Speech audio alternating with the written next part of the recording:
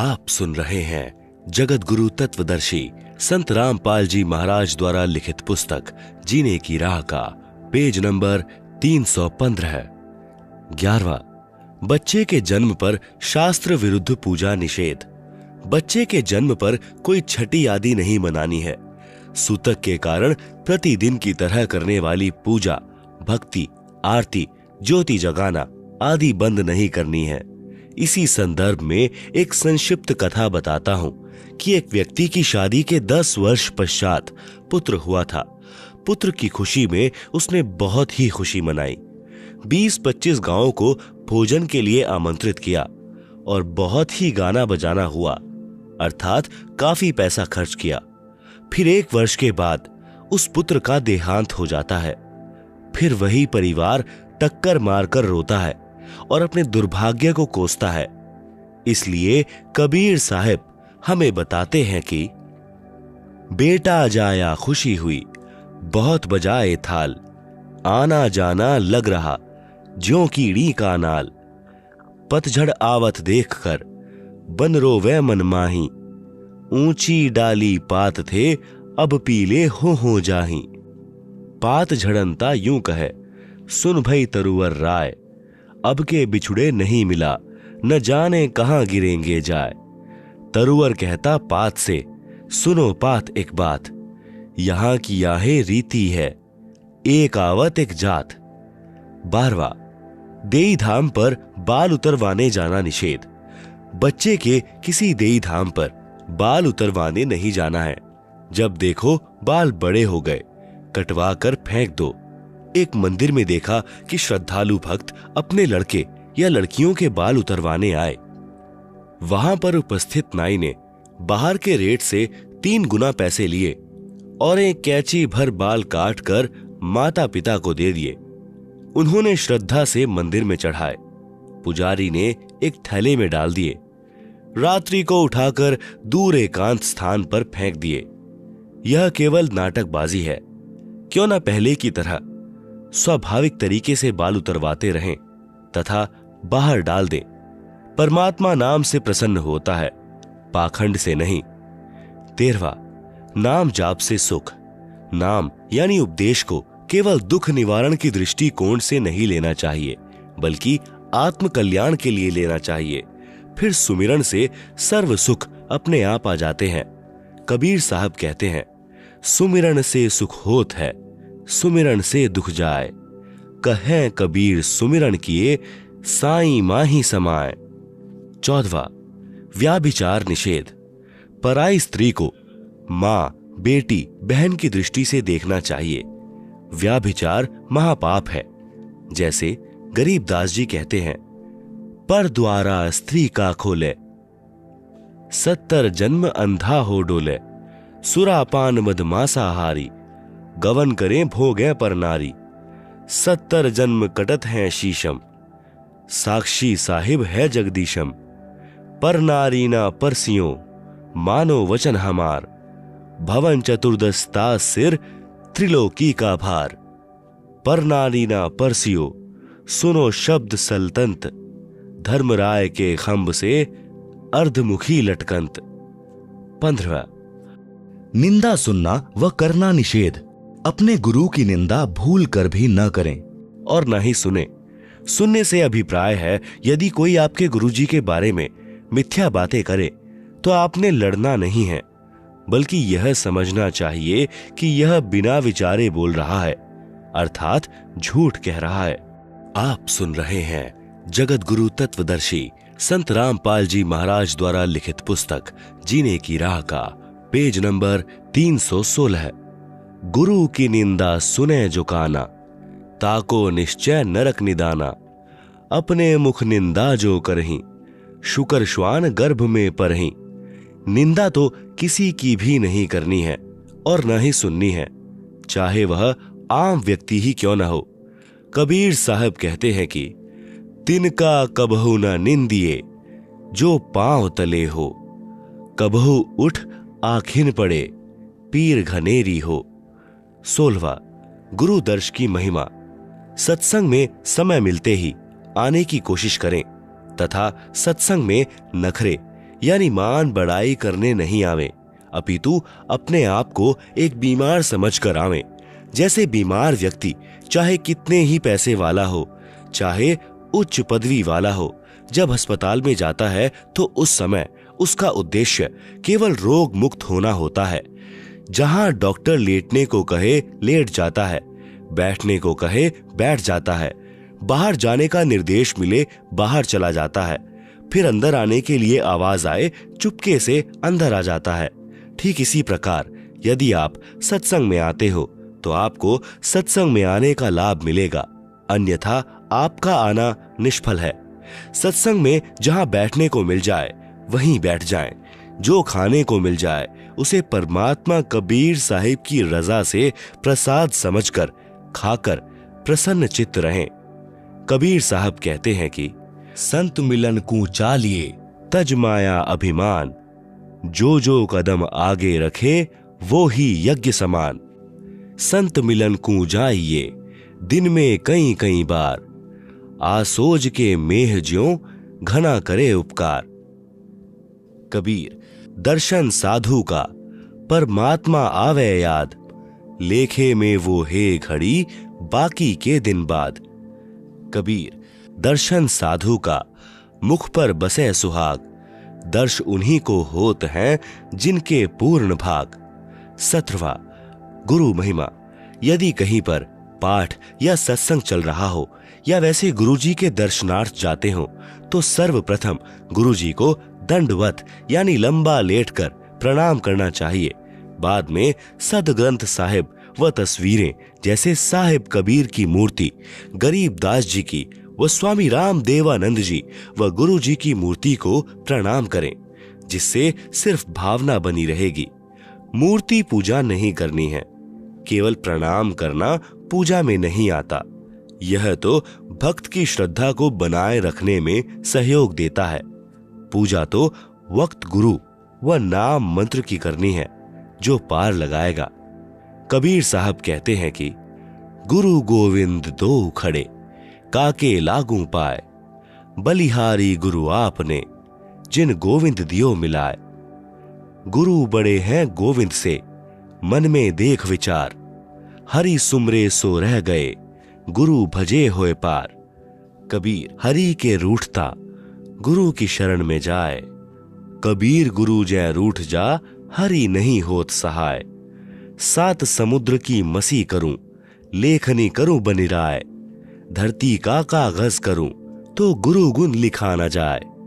18 मांस भक्षण निषेध। अंडा व मांस भक्षण व जीव हिंसा नहीं करनी है, यह महापाप होता है।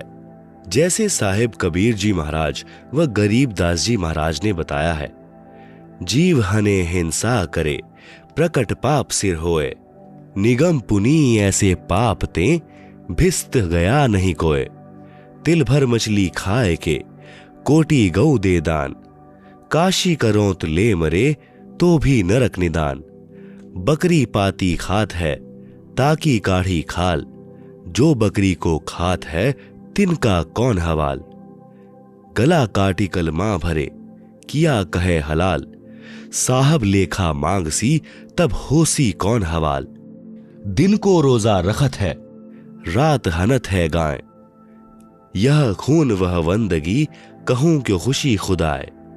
कबीरा तेई पीर है जो जाने पर पीर, जो पर पीर न जानी है सो काफिर बेपीर।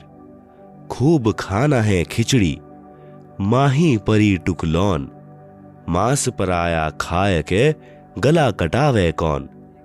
मुसलमान मारे कर दसों हिंदू मारे तरवार, कहें कबीर दोनों मिली जह यम के द्वार।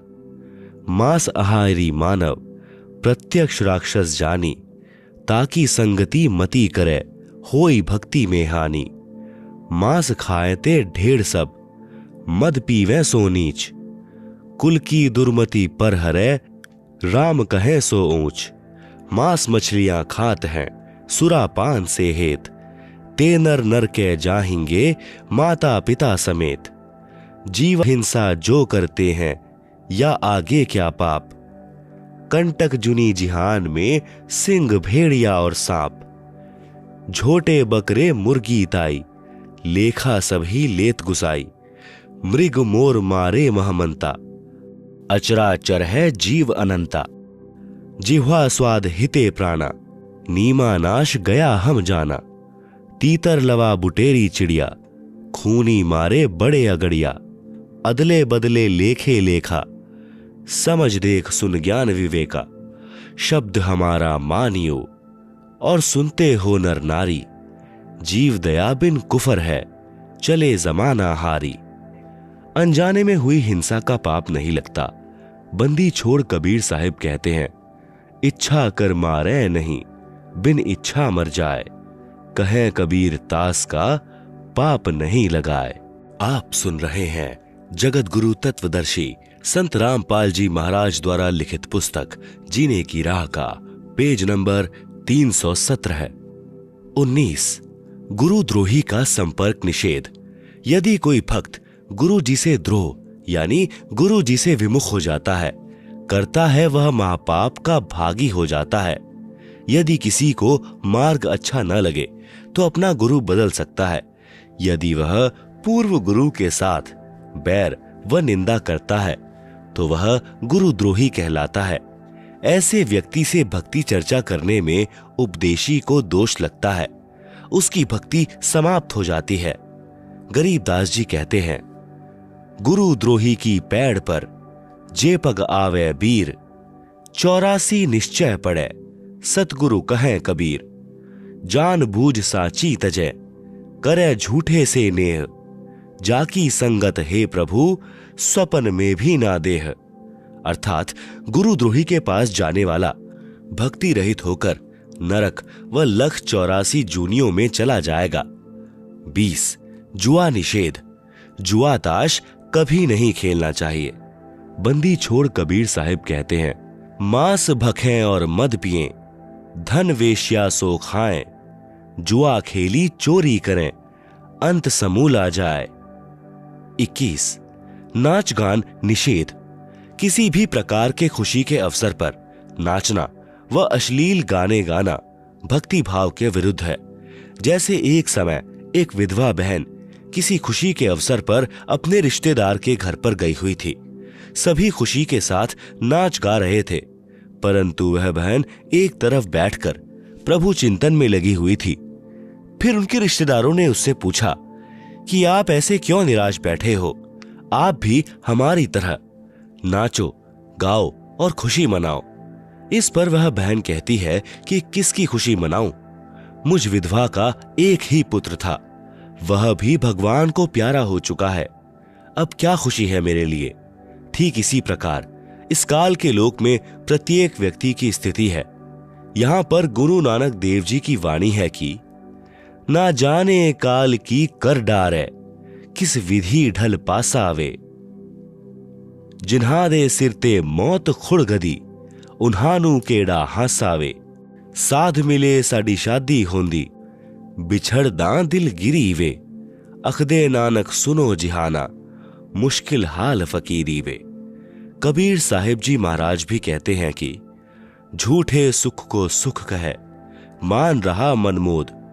सकल चबीना काल का, कुछ मुख में कुछ कोद। बेटा जाया खुशी हुई, बहुत बजाए थाल। आवन जाना लग रहा, ज्यों कीड़ी का नाल।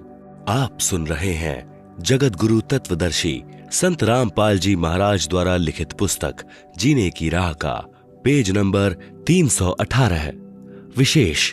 स्त्री तथा पुरुष दोनों ही परमात्मा प्राप्ति के अधिकारी हैं। स्त्रियों को मासिक धर्म के दिनों में भी अपनी दैनिक पूजा ज्योति लगाना बंद नहीं करना चाहिए।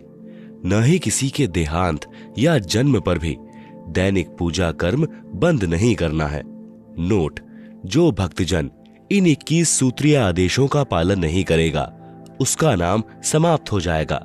यदि अनजाने में कोई गलती भी हो जाती है तो वह माफ हो जाती है। यदि जानबूझकर कोई गलती की है तो वह भक्त नाम रहित हो जाता है। इसका समाधान यही है कि गुरुदेव जी से क्षमा याचना करके दोबारा नाम उपदेश लेना होगा। लेखक संत रामपाल दास महाराज, सतलोक आश्रम, बरवाला, जिला हिसार, हरियाणा, भारत। आप सुन रहे हैं जगत गुरु तत्वदर्शी संत रामपाल जी महाराज द्वारा लिखित पुस्तक जीने की राह का पेज नंबर 319। शास्त्रानुकूल भक्ति साधना से हुए भक्तों को लाभ, गुर्दे ठीक करना व शैतान को इंसान बनाना। मैं भक्त जगदीश पुत्र श्री प्रभुराम, गांव पंजाब खोड़, दिल्ली 81, डीटीसी यानी दिल्ली ट्रांसपोर्ट कॉरपोरेशन में मैकेनिक हूं। मुझे शराब ने राक्षस वृत्ति का इंसान बना दिया था। शराब पीना, मुर्गे खाना, सिगरेट पीना, हुक्का पीना। मैं नौकरी से शाम को लगभग 7 या 8 बजे आता था। कई बार घर आने में शराब ज्यादा पीने पर 9 या 10 भी बज जाते थे। शराब में पागल हुए एक बार इधर एक बार उधर लड़खड़ाते हुए पैरों से घर में घुसता था। आते ही पत्नी व बच्चों को पीटना शुरू कर देना। हर रोज घर में कहर होता था। जिन बच्चों को प्यार के साथ अपनी छाती से लगाना चाहिए था, वे मासूम बच्चे मुझको देखकर चारपाई के नीचे घुस जाते थे। बच्चे अपने पिताजी के घर आने की राह देखते हैं कि पापा जी आएंगे, हमारे लिए खाने की चीजें लाएंगे, परंतु मैं खाने की चीजों की बजाय शराब में पागल हुए लाल आंखों से उनको मारने लग जाता था। दूसरी तरफ मेरी धर्म पत्नी सुमित्रा देवी भी अपने दुखी जीवन के साथ खतरनाक बीमारी से जूझती हुई श्वास पूरे कर रही थी। उसके दोनों गुर्दे खराब हो चुके थे। डॉक्टरों ने कह दिया था कि दवाई खाते रहो, लेकिन 6 महीने से ज्यादा यह जीवित नहीं रह सकती। ऑल इंडिया मेडिकल और डॉक्टर राम मनोहर लोहिया हॉस्पिटल दिल्ली से भी यह रिपोर्ट मिली कि गुर्दे खराब हो चुके हैं और यह 6 महीने से ज्यादा जीवित नहीं रह सकती, और साथ में दवाई भी अंत समय तक खाते रहना होगा। उन मासूम बच्चों का क्या हाल होगा जिनका पिता शराब पीता हो, मां मृत्युशैया पर हो, कोई वजन का कार्य नहीं कर सकती। तो उन बच्चों को जब यह पता चला कि तुम्हारी मम्मी यानी माताजी भी 6 महीने से ज्यादा जीवित नहीं रहेगी, तो उन बच्चों की आंखों से आंसू बहते रहते थे। एक तो पिताजी शराबी और दूसरी तरफ हमारी माताजी जानलेवा बीमारी से पीड़ित। हमारा क्या होगा? 3 लड़के तथा 1 लड़की अपनी माताजी के पास गिरकर रोने लगे तथा कहा कि हे भगवान, हम सबको भी हमारी माताजी के साथ ही अपने पास बुला लेना। यहाँ किसके सहारे जिएंगे? परमात्मा ने उन बच्चों की भी पुकार सुनी और हमारे भी शुभ कर्म उदय हुए कि हमारे पड़ोस में ही भक्तमती निहाली देवी ने अपने गुरुदेव संत रामपाल जी महाराज की आज्ञा अनुसार 30, 31, 1 जनवरी 1997 को सद्गुरु गरीबदास जी महाराज की अमृतमयी वाणी 3 दिन का अखंड पाठ अपने घर करवाया, जिसमें संत रामपाल जी महाराज ने 31 दिसंबर 1996 को रात्रि में 9 से 11 बजे तक सत्संग किया। मेरी धर्म पत्नी सुमित्रा देवी भी पड़ोस में सत्संग सुनने के लिए चली गई। थोड़ी देर बाद मैं यानी जगदीश भी अपनी नौकरी से घर आ गया। घर आने पर बच्चों से पता चला कि हमारी माताजी पड़ोस में माई निहाली देवी के घर सत्संग सुनने के लिए गई हैं। यह सुनकर मैं बहुत क्रोधित हुआ और मैंने कहा कि कहां पाखंडियों के पास चली गई, मैं अभी उसको पीटते हुए घर लाता हूं। यह विचार कर मैं भक्तमती निहाली देवी के घर चला गया। मैंने शराब पी रखी थी। जब मैं निहाली माई के घर पहुंचा तो संत रामपाल जी महाराज सत्संग कर रहे थे। बहुत से भक्तजन सत्संग सुन रहे थे। उन सभी को देखकर मैं कुछ नहीं बोला और चुपचाप सबसे पीछे बैठ गया। मैंने सत्संग सुना।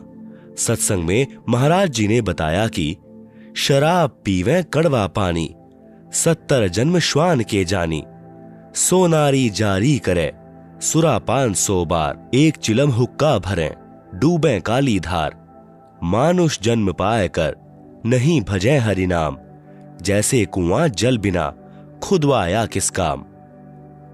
महाराज जी ने सत्संग में बताया कि जिन बच्चों को पिताजी ने सीने से लगाना चाहिए, उस शराबी व्यक्ति को देखकर बच्चे चारपाई के नीचे छुप जाते हैं।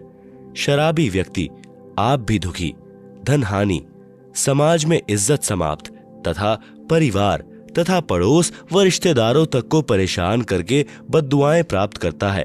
जैसे शराबी की पत्नी व बच्चे तो कहर का शिकार होते ही हैं, परंतु पत्नी के माता पिता, भाई बहन आदि भी दिन रात चिंतित रहते हैं। सर्व पाप का भार उस नादान शराबी के सिर पर आता है। मनुष्य जन्म प्रभु ने भक्ति करके आत्म कल्याण करने को दिया है। इसको शराब आदि में नष्ट नहीं करना चाहिए। जैसे बच्चा स्कूल में शिक्षा ग्रहण नहीं करता, आवारागर्दी में घूमता रहता है, वह शिक्षा से वंचित रह जाता है। फिर सारी आयु मजदूरी करके जीवन निर्वाह करता है। फिर उसे याद आता है कि यदि मैं आवारागर्दी न करता तो आज अन्य सहपाठियों की तरह बड़ा अधिकारी होता, परंतु अब क्या बने, यह तो उस समय सोचना था। कबीर साहब कहते हैं कि अच्छे दिन पीछे गए, गुरु से किया न हेत, अब पछतावा क्या करें जब चिड़ियां चुग गई खेत। इसी प्रकार यदि मनुष्य जन्म में जो प्राणी प्रभु भक्ति नहीं करता, वह पशु पक्षियों की योनियों को प्राप्त होता है। जो व्यक्ति शराब पीता है, वह शराब के नशे में खाने की भरी थाली को लात मारता है। भक्ति न करने से भिन्न भिन्न प्राणियों की योनियों में कष्ट उठाता है। कभी वह कुत्ते की योनि धारण करता है। कुत्ता सारी रात सर्दी में भी गली में रहता है, ऊपर से वर्षा तथा सर्दियों की रात्रि में महा कष्ट उठाता है। सुबह भूख सताती है, किसी घर की रसोई में घुसने की चेष्टा करता है। घर वाले डंडा या पत्थर मारते हैं। कुत्ता बहुत देर तक चिल्लाता रहता है, फिर अन्य घर में घुसता है। वहां न जाने रोटी मिलेगी या सोटी यानी डंडा। यदि वहां भी डंडा नसीब में हुआ तो वह शराबी, जो अब कुत्ता बना है, गांव के बाहर जाता है। भूख से व्याकुल हुआ मनुष्यों का मल खाता है। यदि वह नादान प्राणी जब मनुष्य शरीर में था, सत्संग में आता, अच्छे विचार सुनता, बुराई त्याग कर अपना कल्याण करवाता तथा बच्चों को अच्छी शिक्षा तथा प्रभु की दीक्षा प्रदान करवाता, सदा सुखी हो जाता। शराब का नशा कुछ समय रहता है, परमात्मा के नाम भजन से हुए सुख का आनंद सदा साथ रहता है। उपरोक्त सत्संग आदरणीय संत रामपाल जी महाराज का सुनकर मेरी शराब छू मंत्र हो गई। आंखों से आंसू बह चले। घर चला गया, नींद नहीं आई। 1 जनवरी 1997 को दोपहर 1:30 बजे अपनी पत्नी को साथ लेकर संत रामपाल जी महाराज के पास गया। उनसे आत्म कल्याण के लिए उपदेश प्राप्त किया। उसके बाद आज 2005 तक शराब, तंबाकू तथा मांस छुआ भी नहीं। मेरी पत्नी ने भी सद्गुरु रामपाल जी से उपदेश लिया। उस दिन के बाद वह बिल्कुल स्वस्थ है। डॉक्टरों के इलाज तथा बीमारी की एक्सरे आदि की रिपोर्ट आज भी हमारे घर रखी है। जन जन को दिखाते हैं।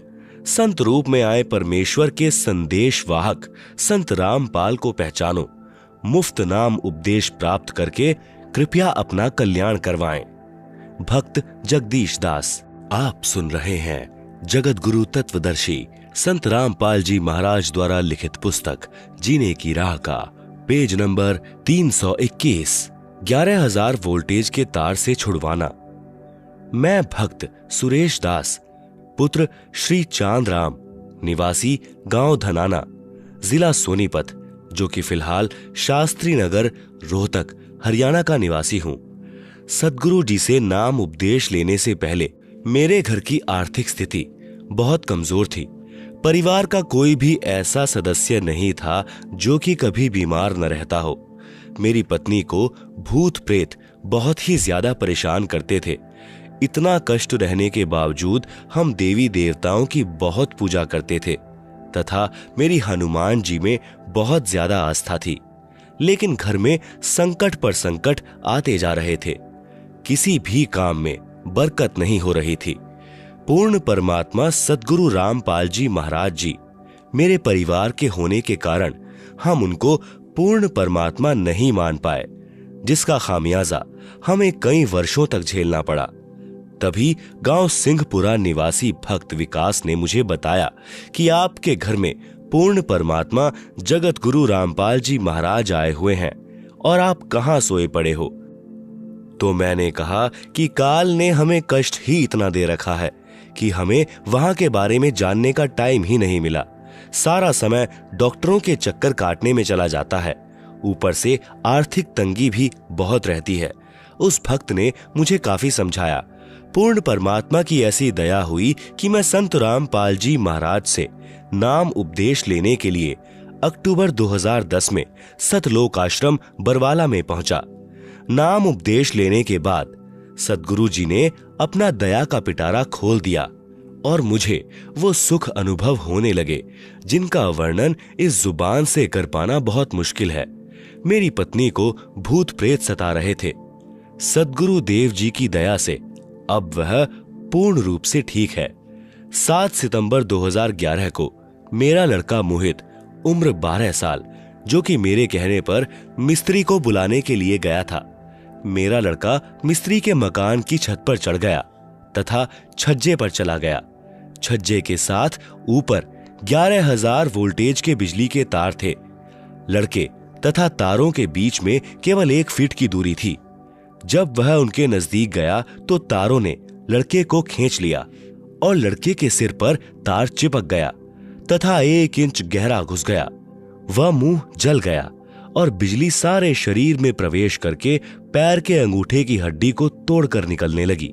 उसी समय सद्गुरु रामपाल जी महाराज आकाश मार्ग से आए तथा मेरे लड़के को बहुत ही चमकदार यानी तेजोमय शरीर सहित दिखाई दिए, जैसे हजारों ट्यूबों का प्रकाश हो रहा हो।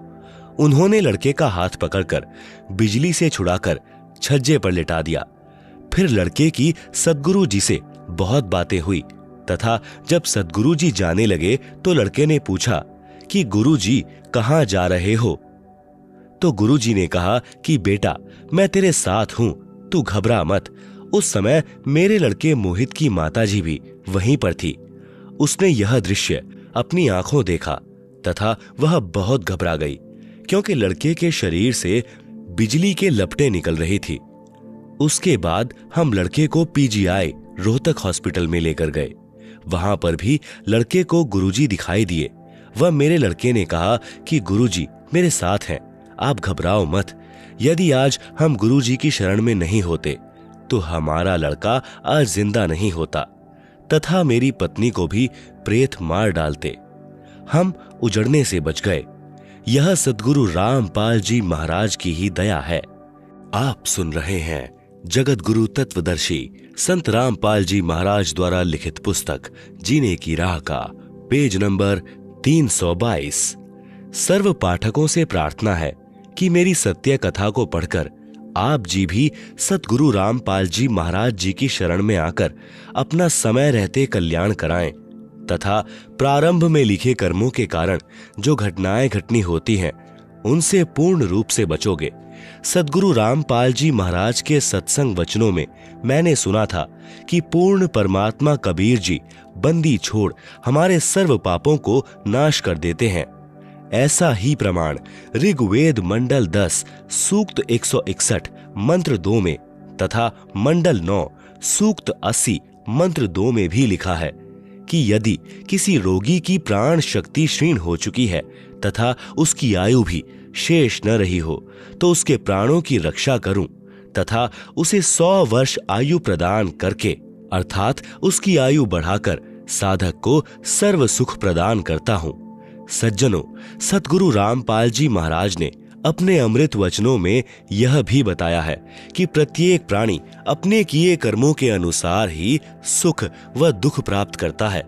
दुख तो पाप कर्मों का फल है तथा सुख पुण्य कर्मों का फल है। अभी तक सर्व संत, आचार्य, गुरु यही कहते रहे हैं कि जो प्रारब्ध कर्म का भोग है वह तो प्राणी को भोग कर ही समाप्त करना होगा। हे सभ्य पाठकों, सद्गुरु रामपाल जी महाराज कहते हैं कि पाप कर्म से दुख होता है। यदि पाप कर्मों का नाश हो जाए तो दुख का स्वतः अंत हो जाता है। यदि भक्ति करते करते भी पाप कर्म का फल यानी दुख भोगना ही पड़े तो भक्ति की आवश्यकता ही समाप्त हो जाती है। 7 सितंबर 2011 को हमारे प्रारब्ध कर्म के पाप के कारण मेरे पुत्र मोहित की मृत्यु होनी थी।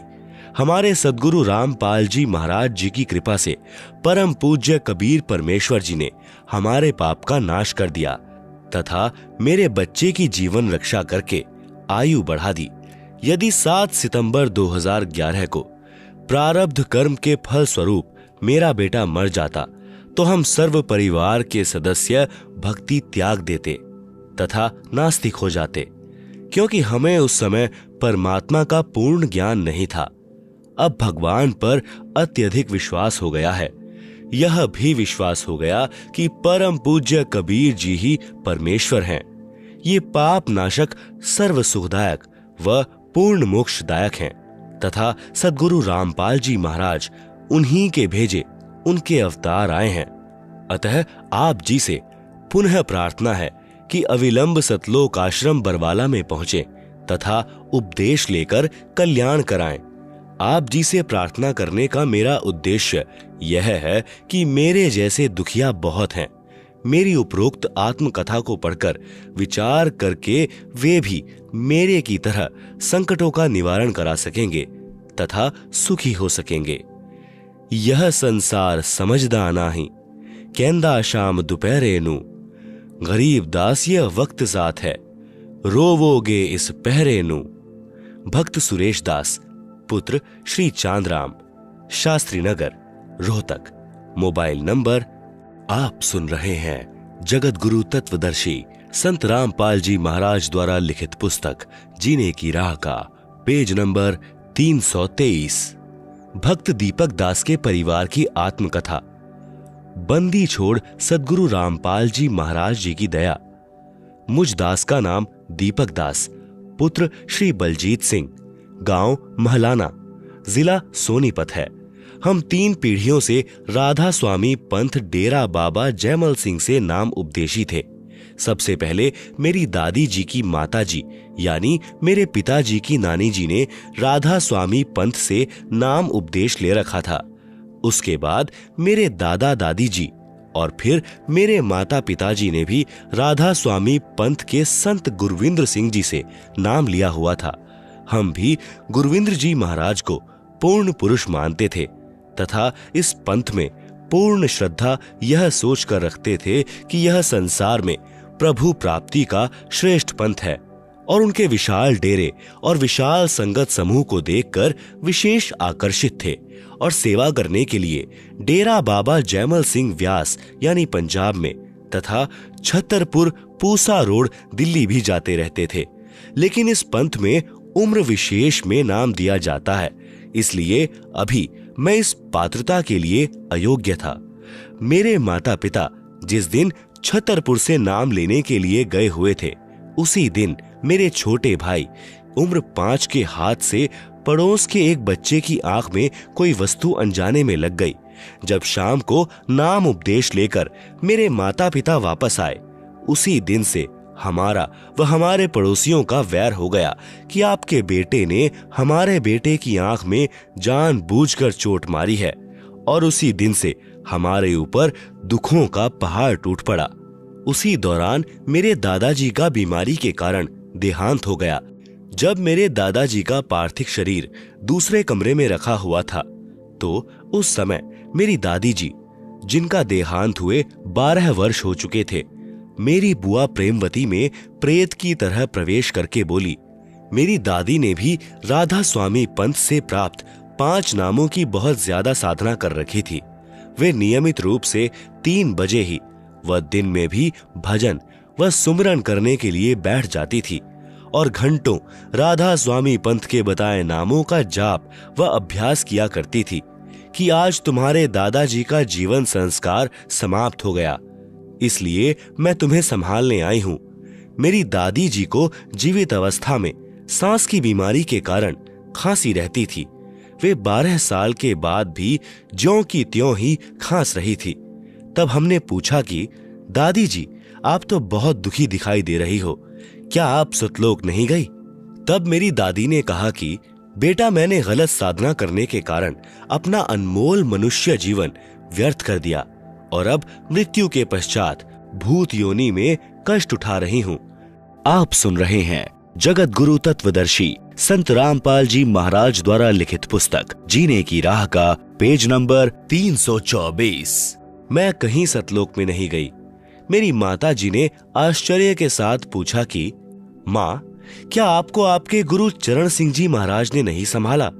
तब मेरी दादी जी ने अत्यंत दुख के साथ कहा कि उन्होंने मेरी कोई संभाल नहीं की और मैं आज भी ऐसे ही दुखी हो रही हूँ।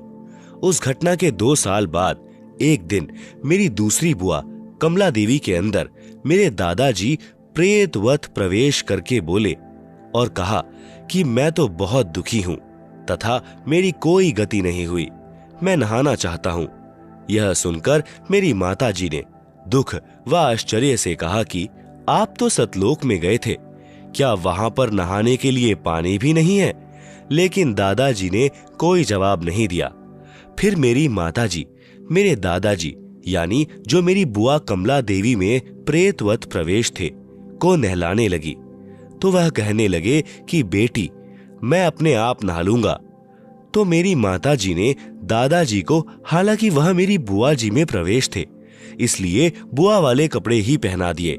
तो मेरे दादाजी बोले, बस बेटी मेरी धोती ले आओ, मैं बांध लूंगा।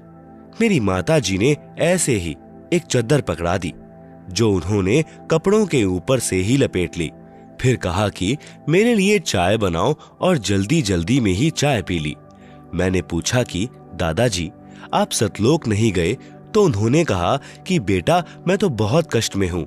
मेरी माताजी ने फिर पूछा कि आप तो राधा स्वामी हजूर चरण सिंह जी महाराज से नाम उपदेशी थे, भक्ति भी करते थे, क्या उन्होंने आपकी कोई संभाल नहीं की? तब मेरे दादाजी, जो मेरी बुआ कमला देवी में प्रेतवत प्रवेश थे, ने कहा कि उन्होंने मेरी कोई संभाल नहीं की, मैं तो ऐसे ही धक्के खाता फिर रहा हूं। उसी दौरान मेरी आंखें भी इतनी कमजोर हो गई थी कि मुझे कम दिखाई देने लग गया था और चश्मा बार बार बदलवाना पड़ा था। मैं एक दोस्त के साथ पढ़ने के लिए उसके पास जाता था। वहां पर भक्त संत राम जी ने मुझे पूर्ण ब्रह्म के अवतार सद्गुरु रामपाल जी महाराज की महिमा सुनाई तथा कहा कि आप सद्गुरु रामपाल जी महाराज से नाम उपदेश लो, आपकी आंखें ठीक हो जाएंगी, तथा कहा कि इन्हीं कष्टों और दुखों से हम जीवों को निकालने के लिए परमेश्वर कबीर साहिब संत का रूप धारण करके आते हैं। मैंने कहा कि मेरे माता पिताजी ने राधा स्वामी पंथ से नाम उपदेश ले रखा है। भक्त संत राम जी ने कहा कि वह पंथ पूर्ण नहीं है, उनकी भक्ति साधना से न तो सतलोक प्राप्ति होगी और न ही जीवन में कभी कर्म की मार टल सकेगी। उसे तो सिर्फ कबीर साहिब का नुमाइंदा पूर्ण संत ही टाल सकता है। मेरे पिताजी को सांस की बीमारी थी, 10 कदम चलने पर ही वे बेहाल हो जाते थे और सांस की बीमारी के कारण दम फूलने लगता था।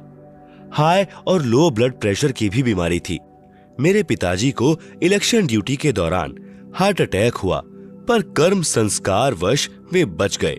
लेकिन तब हम यही सोचते रहे कि राधा स्वामी पंथी संत गुरविंद्र सिंह जी महाराज ने हार्ट अटैक से बचा लिया, बड़ी रजा की। लेकिन उसके बाद तो आप सुन रहे हैं जगत गुरु तत्वदर्शी संत रामपाल जी महाराज द्वारा लिखित पुस्तक जीने की राह का पेज नंबर 324। आप सुन रहे हैं जगत गुरु तत्वदर्शी संत रामपाल जी महाराज द्वारा लिखित पुस्तक जीने की राह का पेज नंबर 325। हमने सर्दियों की एक एक रात में अपने पिताजी का एक एक सांस टूटते देखा है। बिल्कुल मृत प्राय हो जाते थे और सिवाय बैठकर रोने के हम कुछ नहीं कर पाते थे, क्योंकि दवाइयों का भी आखिर आ चुका था। डॉक्टर जितनी ज्यादा से ज्यादा डोज दवाई की बढ़ा सकते थे बढ़ा चुके थे, इससे ज्यादा वे खुराक को नहीं बढ़ा सकते थे। मेरी माताजी डेरे बाबा जयमल सिंह से लाया हुआ प्रसाद उन्हें खिलाती और राधा स्वामी पंथी गुरविंद्र सिंह जी महाराज की मूर्ति के सामने बैठकर प्रार्थना करती और रोती। उसी समय मेरे छोटे भाई को ओपरे यानी प्रेत प्रकोप की शिकायत रहने लगी। वह रात को चमक कर उठ जाता था तथा कहता था कि कोई मेरा पैर पकड़कर खींच रहा है और मुझे सोने नहीं दे रहा है। वह भी बहुत बीमार रहने लगा। पूर्ण परमात्मा कबीर परमेश्वर जी की दया से मुझ दास को 8 अक्टूबर 1998 को सद्गुरु रामपाल जी महाराज से नाम उपदेश प्राप्त हुआ।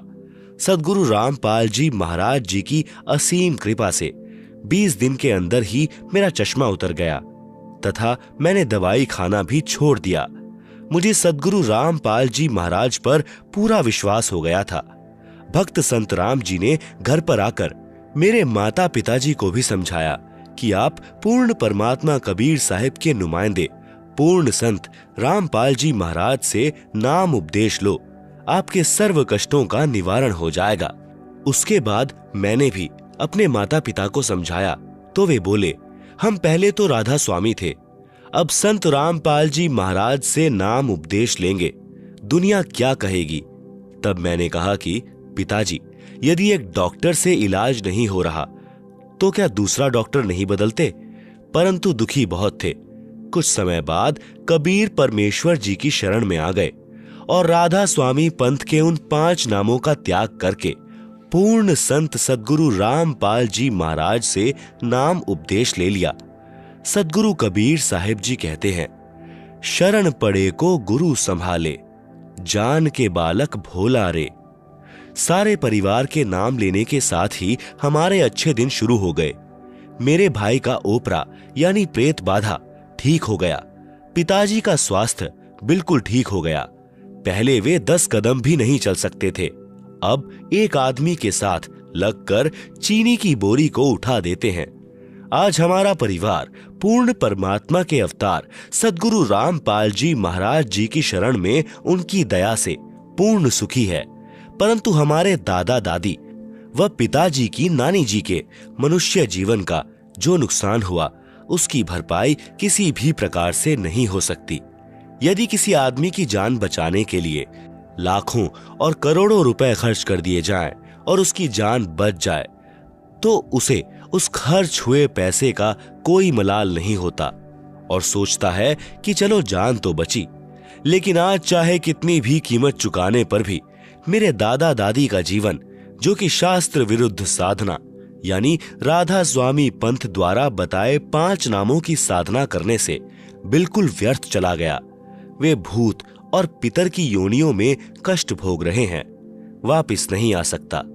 जो घिनौना मजाक ये नकली संत और पंथ सर्व समाज के साथ कर रहे हैं, क्योंकि 84 लाख योनियां भोगने के पश्चात मिलने वाले अनमोल मनुष्य जीवन को, जो पूर्ण परमात्मा को प्राप्त करने का एकमात्र साधन है, उसे बर्बाद कर रहे हैं। इस महाश्रुति की आपूर्ति किसी भी कीमत से नहीं की जा सकती। सद्गुरु जी, आपने बड़ी दया की हम तुच्छ जीवों पर, जो अपना सत्य ज्ञान देकर अपनी शरण में बुला लिया। अन्यथा हम भी पीढ़ी दर पीढ़ी से प्राप्त इस शास्त्र विरुद्ध साधना में अपने मनुष्य जन्म को समाप्त करके कहीं भूत और पितरों की योनियों में चले जाते और इस शास्त्र विधि युक्त सत भक्ति से वंचित रह जाते। सर्व बुद्धिजीवी समाज से प्रार्थना है कि अभी भी समय है, इस सत्य ज्ञान को समझें तथा निष्पक्ष होकर निर्णय करें। बंदी छोड़ सद्गुरु रामपाल जी महाराज के चरणों में आकर सत भक्ति प्राप्त करके अपने मनुष्य जीवन का कल्याण करवाएं। भक्त दीपक दास। आप सुन रहे हैं जगत गुरु तत्वदर्शी संत रामपाल जी महाराज द्वारा लिखित पुस्तक जीने की राह का पेज नंबर 326। परमेश्वर की असीम कृपा। बंदी छोड़ सद्गुरु रामपाल जी महाराज की जय। यजुर्वेद अध्याय 8 मंत्र 13 में प्रमाण है कि पूर्ण परमात्मा पापी से भी पापी व्यक्तियों के भी संपूर्ण पापों का नाश करके भयंकर रोगों से भी मुक्त कर देते हैं, जिसका मैं जीता जागता उदाहरण हूं। मैं केशव मैनाली, पुत्र श्री इंद्र प्रसाद मैनाली, गांव विकास समिति हरियौन, जिला सरलाही, नेपाल का निवासी हूं और वर्तमान में काठमांडू उपत्यका टीमी भक्तपुर में घर बनाकर रहता हूं। मैं चुरे भावर यानी नेपाल नाम के राजनीतिक पार्टी का अध्यक्ष एवं पूर्ण सभासद हूं। मेरे ऊपर सद्गुरु रामपाल जी महाराज ने चमत्कारी कृपा कर मुझे और मेरे परिवार के संपूर्ण दुखों का नाश कर सुखी बना दिया। संसार की नजर में मैं सुखी और सम्मानित जीवन जी रहा था, परंतु मैं अपनी बीमारियों के कारण बहुत ही दुखी था। मैं पिछले 20 वर्षों से खूनी बवासीर से पीड़ित था और शौच करते समय अत्यधिक पीड़ा सहन करनी पड़ती थी। साथ ही 8 वर्षों से क्रोनिक ब्रोंकाइटिस से पीड़ित था। राजनैतिक कर्मी होने के कारण बहुत लोगों से मिलना पड़ता था और हमेशा मुख पर कपड़ा या हाथ रखकर बोलना पड़ता था। मैंने अपने रोगों के इलाज के लिए अच्छे से अच्छे डॉक्टरों को दिखाया, परंतु कोई फायदा नहीं हुआ। जबकि मैंने धर्म के नाम पर अज्ञानी संतों के चक्कर में पड़कर अपने जीवन के 62 वर्ष बर्बाद कर चुका था। आप सुन रहे हैं जगत गुरु तत्वदर्शी संत रामपाल जी महाराज द्वारा लिखित पुस्तक जीने की राह का पेज नंबर 327। मुझे यह बातें सद्गुरु रामपाल जी महाराज जी से नाम उपदेश लेने के बाद पता चला। नेपाल संसद का सभासद होने के कारण सरकारी खर्चों पर मैं संसार के किसी भी डॉक्टर से अपने रोग का इलाज करवा सकता था, परंतु नेपाल के मेडिकल बोर्ड ने इसके लिए सिफारिश नहीं की, क्योंकि उनके अनुसार मेरा रोग लाइलाज था और कोई भी डॉक्टर मुझे ठीक नहीं कर सकता। अब तो मुझे लगता था कि जीवन पर्यंत दुख भोगना पड़ेगा और हमेशा दवा खाते रहना पड़ेगा। एक दिन मैं शोक मग्न बैठा था। मुझे मेरे मित्र भक्त भोला दास, जो कई वर्षों से सद्गुरु रामपाल जी महाराज का शिष्य था, मेरे दुखों को सुनकर सद्गुरु जी से उपदेश लेने पर आपके दुखों का अवश्य नाश होगा, यह कहकर विश्वास दिलाने लगा। मैं तथाकथित बड़े बड़े संतों की संगत करके थक चुका था। उस मित्र की वाणी मेरे लिए अंधेरे में दीपक के प्रकाश के समान मेरे मन को छू गई। मैं तीसरे दिन ही सतलोक आश्रम, चंडीगढ़ रोड, बरवाला, जिला हिसार, हरियाणा के लिए चल दिया तथा अपनी पत्नी को भी लिया, क्योंकि घुटने की हड्डी घिस जाने के कारण वह भी बहुत परेशान थी और उसकी आंखों में जल बिंदु नामक एक लाइलाज रोग था तथा अपने छोटे पुत्र की पत्नी को भी साथ में ले लिया। मुझे रास्ते में नेपाल के कई भक्तजन मिल गए जो सतलोक आश्रम में जा रहे थे। इस प्रकार मैं बिना कोई परेशानी सतलोक आश्रम आ गया। मैं संतों व महंतों के स्वार्थ से परिचित था तथा सद्गुरु रामपाल जी महाराज का कोई पुस्तक व प्रवचन नहीं सुना था। किसी के कहने मात्र से आ गया था, अतः आते ही नाम उपदेश लेने के लिए तैयार नहीं था। मेरा सौभाग्य ही था कि मेरा आना ही सत्संग समागम के समय हुआ और मुझे सद्गुरु देव का सत्संग सुनने को मिला, जिसमें मुझे पता चला कि इस संसार के सभी धर्मगुरु, सभी पंडित, सभी पुरोहित अपने निजी स्वार्थ के लिए धर्म के नाम पर लोगों को काल जाल में फंसाकर हम भोली भाली आत्माओं को नरक भेजने का प्रपंच रच रहे हैं। वे न तो कभी परमेश्वर से मिले हैं और न ही उन्हें परमेश्वर की सत्य भक्ति का ज्ञान है, और यह काम वे चंद रुपयों तथा समाज में सम्मान पाने मात्र के लिए कर रहे हैं। परंतु मैं फिर भी नाम उपदेश लेने के लिए तैयार नहीं हुआ। लेकिन मेरी पत्नी तुरंत नाम दान के लिए तैयार थी, क्योंकि नाम दान के लिए बिना गुरु दर्शन तथा गुरु का आशीर्वाद मिलना संभव नहीं था। यह शायद मुझ पर राजनीति का ही रंग शेष था, जो मैं किसी का विश्वास नहीं करता था। फिर भी आपस में सलाह मशवरा करके हम तीनों ने नाम उपदेश तारीख 2 मई 2012 को लिया। गुरु जी के दर्शन के लिए गया। वहां पर दया के सागर हम पर कृपा दृष्टि करने के लिए जैसे तैयार खड़े थे। जैसे ही मैंने अपने रोगों के बारे में कहा तो सद्गुरु देव जी बोले, सब ठीक हो जाएगा का आशीर्वाद मेरे सिर पर हाथ रखकर दिया और मेरे साथ चमत्कार हो गया। सुबह शौच जाने पर पाखाने से खून गिरा और उसके साथ ही बवासीर मानो समाप्त ही हो गया। 2 दिन आश्रम में रहने पर क्रोनिक ब्रोंकाइटिस करीब 80% ठीक हो गया था, जो अब पूरा ठीक हो चुका है। मात्र महीने 2 महीने में कभी कभी कुछ खांसी हो जाती है। पत्नी के घुटने का रोग भी ठीक हो गया। काठमांडू आने पर काठमांडू के उसी अस्पताल में उनकी आंख का पुनः परीक्षण करवाया। डॉक्टर भी यह देखकर आश्चर्यचकित हो गए कि उनकी आंखों में जल बिंदु नामक रोग का कोई नामो निशान भी नहीं है और आंखें पूर्णतया ठीक हैं। मेरा रोग मुक्ति का चमत्कार परिवार, रिश्तेदारी तथा पड़ोस में चारों तरफ फैल गया। मेरे परिवार के अन्य सदस्य भी किसी न किसी रोग से परेशान थे।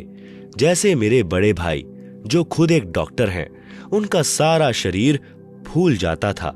मेरी बेटी को महीनावारी यानी मेंसेस के समय असाध्य रूप से पेट में दर्द होता था। मेरी दूसरी बेटी जो पेशे से वकील है, साइटिका और गले की हड्डी घिसने के रोग से जीवन से निराश हो चुकी थी तथा मेरी बहन का पति भी जल बिंदु रोग से पीड़ित था। सभी मेरे ऊपर सद्गुरुदेव की कृपा से बहुत ही प्रभावित हुए। तब तक मैं आश्रम के नियमों और भक्ति भाव से थोड़ा बहुत परिचित हो गया था। मैंने सभी को ज्ञान गंगा पुस्तक अच्छी तरह पढ़ने के लिए प्रेरित किया। अगली बार जब मैं आश्रम आने लगा तो सभी को साथ ले लिया। सभी ने नाम उपदेश लिया, विश्वास के साथ भक्ति की। आज सभी रोग मुक्त होकर सुखी जीवन जी रहे हैं। सद्गुरु रामपाल जी महाराज पूर्ण परमात्मा के प्रतिरूप नहीं, पूर्ण परमात्मा ही हैं, जो अपने को छुपा कर रख रहे हैं और अपने को पूर्ण परमात्मा का दास कहते हैं और धरती पर फंसे हुए जीवों को बंधन मुक्त करके सतलोक ले जाने के लिए आए हैं। हमारे सदग्रंथों में प्रमाण है कि जब कलयुग का 5505 वर्ष बीत जाएगा तो तारणहार संत जग तारण के लिए धरती पर आएंगे। कबीर साहब कहते हैं 5000 अरु 505 जब कलयुग बीत जाए, महापुरुष फरमान तब जग तारण को आए। सर्व प्रेमी भक्तों, समय आ गया है। पूर्ण संत भी आ गए हैं और ज्ञान अमृत वर्षा कर रहे हैं। वर्तमान के सभी नकली संत महंत रूपी ठगों से बचो और जल्द से जल्द सद्गुरु के चरण में आकर निशुल्क नाम उपदेश लेकर अपना कल्याण कराओ और पूर्ण मोक्ष प्राप्त करो। सत साहिब, केशव प्रसाद मैनाली, दास, काठमांडू, नेपाल। सतलोक आश्रम की अन्य पुस्तकें: आध्यात्मिक ज्ञान गंगा, गहरी नजर गीता में, गीता तेरा ज्ञान अमृत, सृष्टि रचना संपूर्ण, मानवता का हास तथा विकास आदि। हमारी वेबसाइट www.jagatgururampalji.org से डाउनलोड कर सकते हैं।